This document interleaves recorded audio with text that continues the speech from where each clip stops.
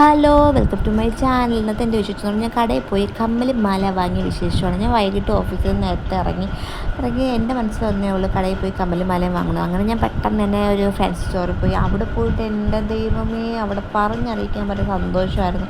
ഒരുപാട് സാധനങ്ങളുണ്ടായിരുന്നു. എനിക്ക് എല്ലാം വാങ്ങി വീട്ടിലോട്ട് പോകണമെന്നുണ്ടായിരുന്നു. പക്ഷേ എൻ്റെ കയ്യിൽ അത്രയും കാശില്ലാത്തതുകൊണ്ട് ഞാൻ വിചാരിച്ചു കുറച്ച് സാധനം മേടിച്ചാൽ മതി എന്ന്. കുറച്ച് അധികം സാധനം മേടിച്ച് ഇറങ്ങിയപ്പോൾ അപ്പുറത്ത് ഞാനൊരു ബുക്ക് സ്റ്റോൾ കണ്ടു. അപ്പോൾ ഞാൻ വിചാരിച്ചു പോയി ഒരു കളിക്കുടുക്ക മേടിക്കാൻ വന്ന്. കളിക്കുടുക്ക മേടിച്ച് ചെക്കനെ വായിച്ചു കൊടുക്കാമല്ലോ എന്നുള്ള ഒരിതിൽ ഞാൻ കളിക്കുടുക്കയൊക്കെ മേടിച്ചിട്ട് നേരെ വീട്ടിലോട്ട് വന്നിട്ട് ഞാൻ ചായയൊക്കെ ഇട്ടോട്ടെ. അപ്പം നിങ്ങൾ വിചാരിക്കുന്നുണ്ടായിരിക്കും എനിക്ക് കുടിക്കാൻ വേണ്ടി ചായ കിട്ടിയിരുന്നു. അല്ല കേട്ടോ, ഞാൻ ചായ കുടിക്കത്തില്ല. ഞാൻ എൻ്റെ ഹസ്ബൻഡിന് വേണ്ടി ചായ ഉണ്ടാക്കിയതാണ്.